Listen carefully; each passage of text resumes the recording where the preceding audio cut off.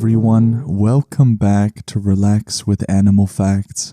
I am Steph Wolf, and today I am going to be learning with you about our furry, scaly, or possibly even slimy friends. And in today's case, it is actually going to be a feathery friend of ours because we are covering the oh-so-wonderful Wandering Albatross.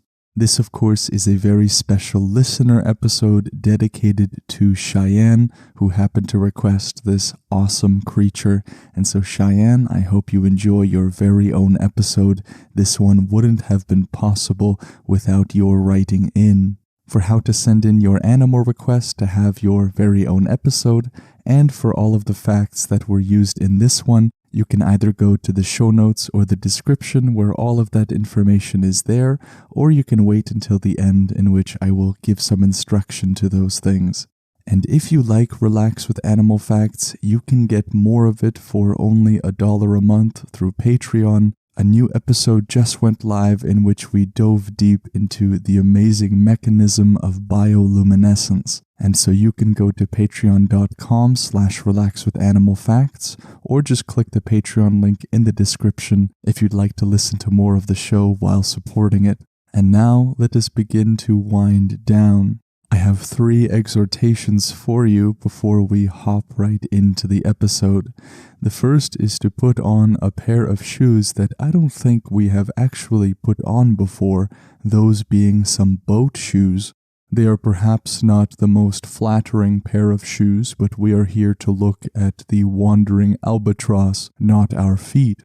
And the second thing I encourage you to do is perhaps to recognize where you are carrying some tension. Is it in the head? Is it in the shoulders or the neck? If you are listening to this with somebody else, you might well notice that you carry tension in different places. For me, I always carry tension in my hands and my head, and it is quite difficult to relax when we are stiff as a board. And so I encourage you to even bring up maybe an image of Jell-O in your mind and do your best to impersonate it. Just let go and relax. And my third exhortation to you, dear friend, is that you give your mind permission to wander and journey with me into the colder southern ocean waters where the Wandering Albatross resides.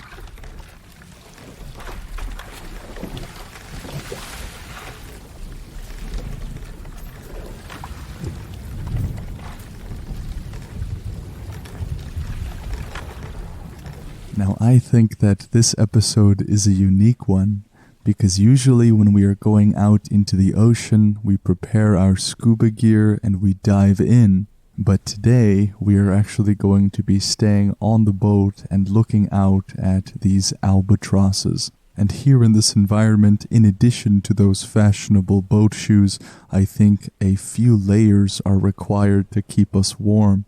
Now, the reason we are here on the southern ocean waters is because the Wandering Albatross is actually absent from the North Atlantic Ocean. Here in these southern colder waters, there is an abundance of food due to upwelling, and let me just define that word, upwelling. It is basically the upward movement of deeper, colder water. Here in this area, there are pretty strong winds and they will blow parallel to the coastline. And so the surface water is pushed offshore and then water is drawn up from the bottom to replace the water that has been pushed away by the wind. And that deeper water that is coming to replace the surface water is very rich in nutrients. And so basically you have a greater abundance of biological activity, of life, because you have a lot more nutrients to supply it. And so the Wandering Albatross prefers these very fertile waters that are teeming with life and, of course, fish. Now, we are mostly used to soundscapes that are made purely from outside of us by, say, crickets and birds and the wind. But today we have the pleasure of joining in with our slightly creaky boat. Now, the Wandering Albatross is the common name of this creature, but their scientific name is Diomedia exulans. This took me a little bit of time to unpack, But the former word Diomedia, which is the genus of albatrosses, this word is taken from the Latin word Diomedius, and that Latin word comes from the Greek word Diomedes, or rather the Greek name Diomedes. It is the name of a legendary Greek warrior, and this warrior, upon returning from his time in the Trojan War, was turned into a bird along with his companions. It is interesting to think that in this purely semantic sense, or just from the meaning of these words, that the wandering albatross can be associated with a mighty warrior. The latter word of their scientific name is exulans. That word exulans comes from a Latin word that means to be in exile. So taking their entire scientific name, it could mean something like a warrior in exile. Now, as we are going to be learning more and more about how the wandering albatross lives their life, we can see how one can garner the idea that they are somehow in exile. Their common name, after all, is the wandering albatross. So this, of course, is a very large seabird, and it is a truly amazing bird because by wingspan, it is number one in the world. It has the single largest wingspan of any bird in the animal kingdom, and so it is the largest extant bird not by height or by weight, but strictly by wingspan. And these huge wings will allow them to glide for hours and hours without flapping their wings a single time. This lack of a need to flap their wings and just to coast or go on autopilot over the winds of the sea ensures that they do not use a lot of energy in the air at all. And this is precisely the reason why they were given such a name as wandering albatross, or, as regards their scientific name, a warrior in exile. They spend the majority of their life not on land but really out at sea. Their large wings give them the ability to coast the majority of their life, and so seemingly being in exile over the waters. So their wingspan is about 3.2 meters or 10.5 feet long. That is around double the size of an average human being. And while that 3.2 meters or 10.5 feet is the average, the Guinness Book of World Records claims that the largest wingspan of any living species was an albatross with a wingspan of 3.63 meters or 11 foot 11. The functioning of their wings can be compared to the functioning of sails on a sailboat, basically zigzagging across the wind in order to make progress forward through a headwind. These gliding birds will go down and go up continuously, basically swooping low over these headwinds that are continuously present over the Southern Ocean, and then using the height that they have gained in order to glide down again and gain more distance. This process of flying is something that is known as dynamic soaring, and this mechanism is the one that allows them to flap their wings so sparingly. This is why in a single day the wandering albatross can cover distances of 590 miles, about 950 kilometers, averaging speeds of 25 miles an hour or 40 kilometers an hour. One bird that was tracked circled Antarctica in a mere 46 days. For those of you with a globe at home, you can simply look at how large Antarctica is, and that is an impressive trek, or rather an impressive flight. Now at the base of their wings, they have something that locks them into place in this outstretched position. This mechanism ensures that the albatross doesn't have to worry about constantly holding their arms out and creating muscular strain. Of course, when the albatross's wings are outstretched and extended, they are not in a resting position, just like you and I, if we were to hold out our arms in this outstretched position like a bird. At a 90-degree angle, we would be using our shoulder muscles to hold them up continuously. But in the case of the albatross, they have a mechanism that takes that out of the equation, in which they can just rest out at that position. For those very long flights, that mechanism is a lifesaver. The wandering albatross has a lot more fibers that are known as slow twitch rather than fast twitch.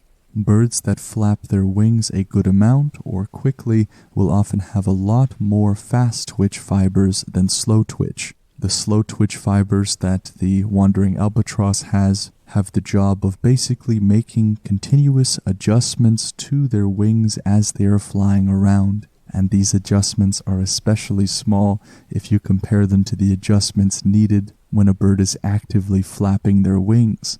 All of these things is what allows a wandering albatross to fly a distance that would be covered by most other birds in a year in a single week or two. Now, one downside of their very special wings, it means they are going to be having a harder time to take off initially than most other birds.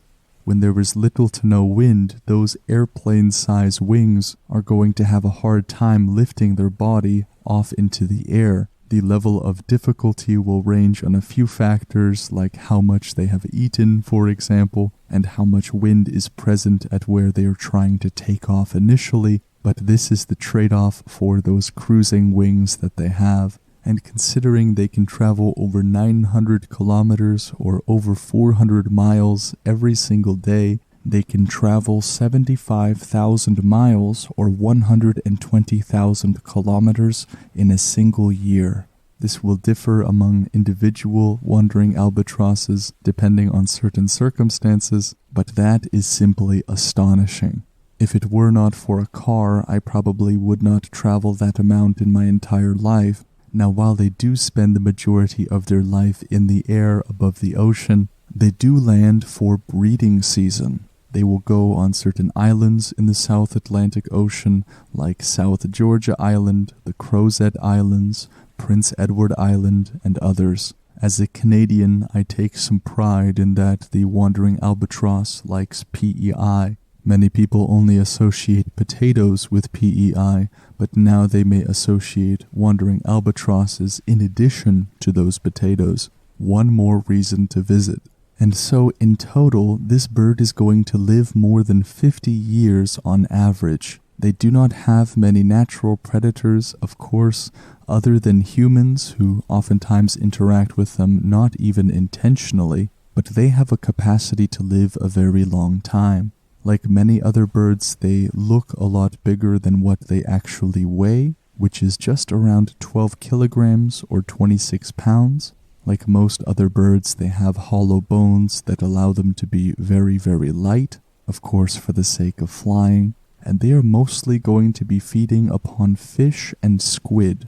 There are plenty of these creatures in the ocean, especially in which there are those well-ups, where that very nutrient-dense water from the deep is pushed up towards the surface, and so they frequently have an abundance of food. Now, on these super long flights that the wandering albatross goes on, they are going to be close to always active. They are even active during the nighttime. While there is sunshine, they are going to spend their entire time in the air, and at night, while they do not cover nearly as much distance, the wandering albatross has been tracked to still be constantly moving throughout the nighttime, rarely stopping for periods of more than an hour and a half. And so at night, when they are feeding, they sometimes feed in smaller groups, and they will make those shallow dives as they hunt. They will plunge themselves into the water and try to scoop up cephalopods, small fish, and crustaceans. And sometimes the albatross eats so much that it is unable to actually fly. It will just spend some time buoying and floating around in the water until it can fly again. Now, some may ask the question, if they are spending all this time in the air, how is it that they never really need a drink of fresh water? And the answer is a very interesting one. They have a particular gland that allows them to desalinate salt water. For those of you who have ever swam in the salty oceans, you know that you cannot drink that water. It is simply too salty. But the wandering albatross can, by the help of this gland that has a desalination mechanism built into it, that removes the salt from their bodies as they intake salt water. The salt glands are positioned in a place that perhaps is not very intuitive. They are located above the eyes. When the salt is mostly separated from the water, it is then secreted through those ducts that are toward the tips of their beaks, and then they will quickly exhale this salty liquid into a fine mist. And in this way, they have no need for fresh water because they pretty much make their own. And so while they can drink seawater, keep in mind that they are eating a lot of fish and other sorts of creatures, and so they will intake a lot of liquid just through their diet. They will not drink a lot of seawater, but if they ever do, they have a mechanism for it. We put a lot of stress on mechanical digestion before we swallow food by means of chewing with our teeth. But in the case of the wandering albatross, they swallow their prey whole. They can swallow things that are up to 3.2 kilograms, or around 6.5 pounds, which is over 30% of their entire body weight. And they can do this because their digestive system is quite efficient. They have very acidic stomachs at a pH of about 1.5, and so whatever they eat is very rapidly digested by this strong stomach acid, a stomach acid that is similar to that of vultures who eat a lot of carrion, and so even their digestive system is very well suited to their environment. Now, the adult albatrosses are a black and white color, while the small or baby albatrosses are brownish. Now, one other sense that is stressed in the wandering albatross is actually their sense of smell. This maybe doesn't come very intuitively, but the wandering albatross in fact has one of the biggest olfactory bulbs, which is used for smelling, of any bird. So those strong winds on the ocean will actually carry scents into their nose, and it will allow them to identify perhaps where there is some smelly squid. They of course have very strong vision as well, and so these two senses are going to work in tandem to give them plenty of information as to where to dive and get some fresh food. Now at around 11 years of age, the wandering albatross will look to have albatrosses of their own. And so after they land finally on one of those islands that we spoke about earlier, the males will court the females with displays and vocalizations, and some of their displays can be very, very complex and elaborate, and these creatures are typically monogamous, meaning that the male and the female albatross will mate together for life, and they will normally meet again every 2 years, where the breeding season starts in early November until March. We see that many creatures come together in the springtime, but in the case of the wandering albatross, it is during mostly the winter time. They will gather on these large colonies on those remote islands and make their nests from a combination of grass and mud. They will typically have just one egg at a time that will hatch after an 11-week period. And once the chick is born, the male and female will take turns going out to hunt, and who stays home with the chick. It's interesting that we see this similar mechanism in creatures like penguins, for example, in which the male and the female will take turns doing different things. And now let us move on to the name of the animal, albatross. What does it mean, or where does it come from? Well, this word is used to denote large web-footed seabirds of the petrel family. It was first coined in the 1670s in its usage, and its etymology is not exactly clear. There are some etymologists that think the albatross comes from an Arabic word, perhaps from a Portuguese word, but we know that the spelling was likely influenced by the Latin word albus, which simply means white. The albatross is a mixture of white and black in adulthood, and so this would make sense. English sailors by the 17th century began to use this word to denote a larger seabird that was not found in the North Atlantic at all, as is the case today. Now, because the albatross frequently follows ships and boats in order to maybe get scraps from people, a superstition kind of came to life from sailors. No matter how many hundreds of miles or kilometers they would go, that same albatross would be there with them. For those of you that are into poetry, Samuel Coleridge wrote a poem called Rime of the Ancient Mariner, and this really propelled the albatross into a position of interest. It is a very good poem, and so if you like poetry, I would encourage you to read it. But now let us move on to the charity of the episode. Many a time, the animals that we cover don't actually have any existing charities, but in the case of the Wandering Albatross, this is not the case. There is an albatross task force, which sounds pretty cool and intense. There is an albatross task force that is led by BirdLife International. I like the name Albatross Task Force. BirdLife International basically works on board certain vessels. They show crews simple ways to not get in the way of seabirds, and they work in the governmental realm to implement regulations and change certain practices for the betterment of albatrosses. They worked in South Africa in 2006, and today there is a 99% reduction in albatross deaths. Things like haphazardly strewn out fishing lines and whatnot can be very difficult for a wandering albatross to go through without being caught. And BirdLife International has been working to reduce those accidents, and seemingly very successfully. And so if you want to be included in their mission of helping albatrosses, you can go to birdlife.org and become a member. And now let us move on to a review of the show. For today's review, L1390 is writing all the way from Great Britain, and L writes, "Hello, my name is Alex. I am an animal lover and interested in pursuing a career into veterinary and medicine. Your podcast has helped me relax so much when I thought nothing could. Thank you. You have a calming voice that is amazing to listen to and relax to. My suggestion for an animal is the spider monkey, my favorite animal since I was 6 and studied for 5 years. I think many interesting facts would be found for the spider monkey. Thank you." Thank you, Alex, for taking the time to leave such a kind review. I am so happy that you are part of the show and that you enjoy it.